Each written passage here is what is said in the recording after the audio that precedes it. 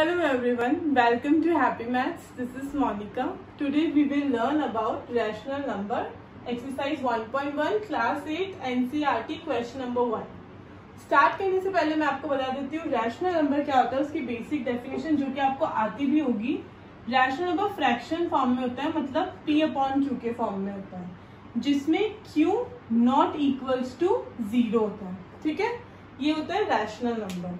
अब हमें यहाँ पे फर्स्ट क्वेश्चन सॉल्व करना है. वैसे तो हम ये फर्स्ट क्वेश्चन बॉडमास के रूल से भी सॉल्व कर सकते थे, लेकिन अभी हमें यहाँ पे एप्रोप्रिएट प्रॉपर्टीज लगाते हुए यूज करना है.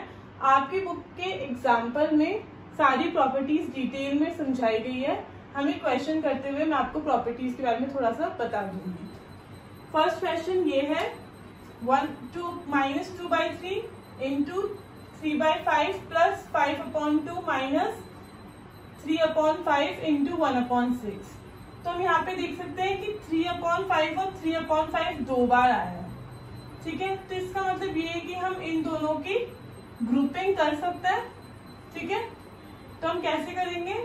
सबसे पहले हम यहाँ पे लिख देंगे -2/3 इंटू 3/5 माइनस 3/5 इंटू 1/6 प्लस 5/2. अब आप सोच रहे होंगे कि मैंने इसको ऐसे यहाँ पे उठा के कैसे लिख दिया. तो देखिए, एक प्रॉपर्टी है जिसको बोलते हैं हम कम्यूटेटिव प्रॉपर्टी. ठीक है, इसके अकॉर्डिंग क्या होता है, जो a प्लस बी होता है हम उसको b प्लस ए के फॉर्म में भी लिख सकते हैं.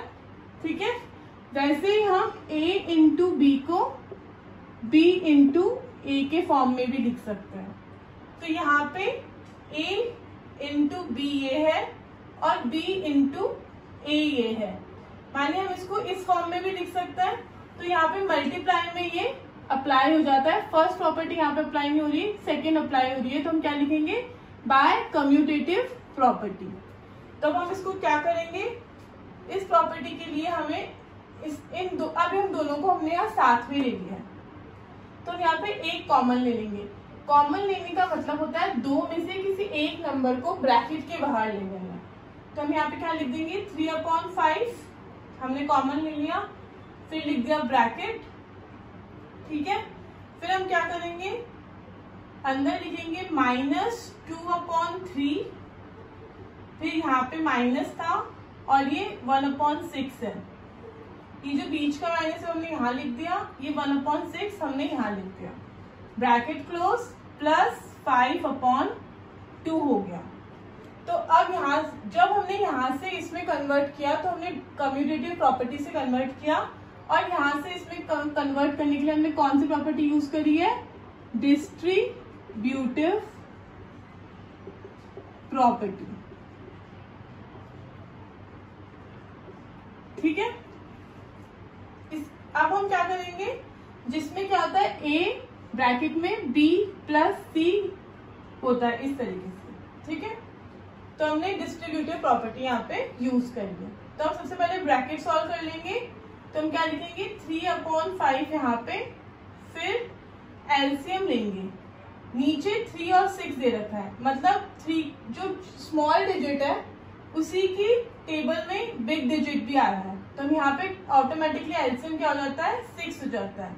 एलसीएम जो बड़ा डिजिट होता है, अगर दोनों सेम टेबल में आ रहा है तो दोनों की टेबल में आने वाला कॉमन लार्जेस्ट डिजिट को हम यहाँ लिख सकते हैं. ठीक है, तो इन दोनों की टेबल में 3 भी आता है, 6 भी आता है, तो लार्ज 6 है, तो हमने यहाँ ये लिख दिया. ओके, फिर हमें क्या करना होता है, जो डिनोमिनेटर होता है उसको एलसीएम से डिवाइड करते हैं. मानिए 3 की टेबल में 6 कितनी बार आ रहा है? 2 टाइम्स. अब 2 को -2 से मल्टीप्लाई कर देंगे तो क्या हो जाएगा? -4. ठीक है, यहाँ पे भी हम माइनस का साइन लगा देंगे. 6 को 6 से डिवाइड करेंगे तो आंसर क्या आएगा? 1. 1 को इस न्यूमिनेटर के 1 से मल्टीप्लाई कर देंगे तो आंसर आएगा 1. ब्रैकेट क्लोज कर देंगे प्लस 5/2. ठीक है, आप ये लिख लेना, मैं आगे इसको इरेज करती हूँ. अब इसके लिए क्या करेंगे हम, ये है 3/5. ठीक है, फिर यहाँ पे है ये देखिए माइनस का 4 और माइनस का 1, माइनस और माइनस प्लस हो जाता है, पर साइन किसका आता है, माइनस का आता है। तो यहाँ पे क्या आएगा, माइनस का 5/6, ठीक है। ब्रैकेट के बाहर कोई भी डिजिट होता है तो वो कंप्लीट ब्रैकेट से मल्टीप्लाई होता है अगर बीच में कोई साइन नहीं दे रखा होता। यहाँ पे जैसे कोई साइन नहीं दे रखा तो ये इससे पूरा मल्टीप्लाई था। फिर प्लस 5/2 लिख देंगे, ओके। अब हम कैंसिल कर सकते हैं मल्टीप्लाई को, क्योंकि बॉर्डर मास के रूल के हिसाब से पहले मल्टीप्लाई होता है बाद में प्लस होता है। तो हमने 5 को 5 से कैंसिल कर दिया, 3 1 जा 3, 3 2 जा 6। तो हमारे पास ऊपर क्या बचा, माइनस का 1/2, क्योंकि माइनस का 5 था तो माइनस का 1/2 बचा, प्लस 5/2, ठीक है। फिर से हमें फ्रैक्शन को प्लस करना है, लेकिन नीचे डिनोमिनेटर सेम है तो हम इजीली 2 लिख सकते हैं, ओके। और ऊपर वालों को हम ऐसे ही लिख सकते हैं। अभी क्या है, 5 और 5 में से 1 गया तो 5 प्लस का है और 1 माइनस का है। माइनस और प्लस माइनस होता है, लेकिन साइन किसका आता है, जो बड़ा डिजिट होता है। यहाँ पे बड़ा डिजिट हमारे पास 5 है, तो 5 में से 1 गया तो 4 बचेंगे अपॉन 2, ठीक है। इसको कैंसिल करेंगे तो हमारा आंसर क्या आएगा, 2 की टेबल में 4 कितनी बार आता है, 2 बार। तो इस तरीके से ये डिटेल में सॉल्व हो गया, ओके। समझ में आ गया होगा आई थिंक आपको। नेक्स्ट पे चलते हैं। हाँ तो फ्रेंड्स, नेक्स्ट है हमारे पास सेकंड पार्ट इसका, जो कि है 2/5 into -3/7 -1/6 multiply 3/2 plus 1/14 multiply by 2/5। तो इसमें आप देख सकते हैं कि 3 टर्म्स दे रखी है। 3 टर्म्स मानी ये 2 टर्म आपस में मल्टीप्लाई हो रही है, फिर ये 2 टर्म आपस में मल्टीप्लाई हो रही है, फिर ये 2 टर्म आपस में मल्टीप्लाई हो रही है, ठीक है। और रिपीट कौन सा डिजिट हो रहा है, 2/5 और 2/5, ठीक है। तो सबसे पहले तो हम क्या करेंगे, 2/5 और 2/5 के जो टर्म्स है उनको साथ में रख देंगे। तो पहला लिखेंगे हम 2/5 मल्टीप्लाई बाय -3/7। फिर हम इस पूरी टर्म को यहाँ पे लिख देंगे 1/14 मल्टीप्लाई बाय 2/5 -1/6 मल्टीप्लाई बाय 3/2। ऐसा हम क्यों कर पाए, बाय कम्यूटेटिव प्रॉपर्टी। मैंने आपको पहले भी क्वेश्चन में बताया था कि इसमें हम क्या कर सकते हैं, चेंज कर सकते हैं जगह पे। मानी a प्लस बी जो होगा वो a वो ही b प्लस a होगा, मानी जो a इंटू और a इंटू बी जो होता है वही b इंटू a भी होता है। तो हम इसकी प्लेस चेंज कर सकते हैं, ओके। अब इन दोनों को हम कॉमन ले लेते हैं। 2/5 कॉमन लेने का मतलब होता है किसी एक नंबर को यहाँ पे रख देना। तो हमने क्या कर लिया, 2/5 ले लिया, फिर ब्रैकेट कर लिया -3/7 प्लस का 1/14। अब इसको कैंसिल कर देंगे, यहाँ पे 3 1 जा 3, 3 2 जा 6। तो यहाँ पे क्या हो गया, माइनस का नीचे 2 और 2 बचा, तो माइनस का 1/4 हो गया, ठीक है। अब हम इसको सॉल्व करते हैं। सबसे पहले ब्रैकेट सॉल्व होगा, तो हम क्या करेंगे, मैंने आपको पहले ही बताया था, अगर दोनों डिजिट ऐसे जो सेम टेबल में आ रहे हैं, मानी 7 की टेबल में 14 भी आता है और 7 भी आता है, तो हम एलसीएम क्या लेते हैं, जो हाई दोनों में जो हायर नंबर होता है, जो कि 14 है।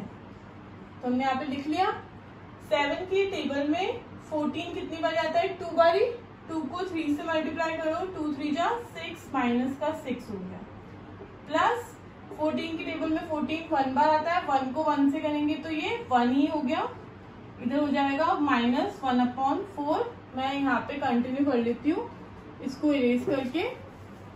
और हमने यहाँ पे कौन सी प्रॉपर्टी लगा दी, बाय डिस्ट्रीब्यूटिव प्रॉपर्टी।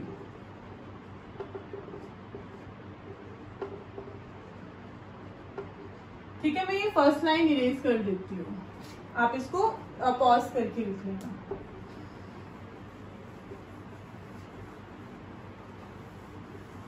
ठीक है, तो अब हमने ये क्या कर दिया, 2/5 यहाँ पे आ गया, और ये देखिए माइनस का 6 और प्लस का 1, माइनस और प्लस माइनस होता है और साइन किसका आता है, जो बड़ा होता है।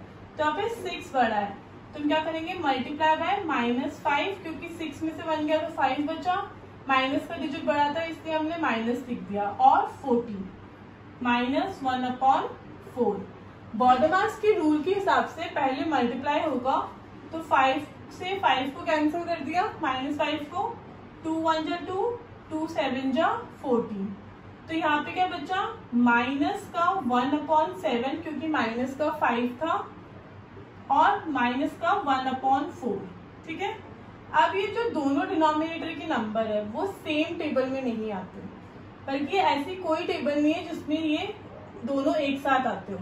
तो इसका एलसीएम क्या होगा, इन दोनों का मल्टीप्लाई हो जाएगा, जो कि क्या है 28। ठीक है। तो यहाँ पे 28 इसका एलसीएम है। वही फिर से वही सेम ड्रिल है, 7 की टेबल में 28 कितनी बार आता है, 4 बार। 4 को -1 से करेंगे तो माइनस का 4, फिर यहाँ पे माइनस का साइन आ जाएगा। 4 की टेबल में 28 आता है 7 बारी, 7 को 1 से करेंगे तो यहाँ पे क्या आ जाएगा, माइनस का 7। माइनस और माइनस प्लस हो जाता है, तो 7 और 4 क्या हो जाएंगे 11, पर साइन किसका आएगा, माइनस का। तो 11/28 हो गया। अब ये कोई किसी से दोनों आपस में कैंसिल नहीं हो रहे, तो हमारा आंसर क्या है, -11/20। ठीक है। आई होप आपको ये क्वेश्चन समझ में आ गया होगा। फिर भी अगर आपको कोई भी क्वेरी है तो please right us in comment box, and please like, share and subscribe my channel. Thank you.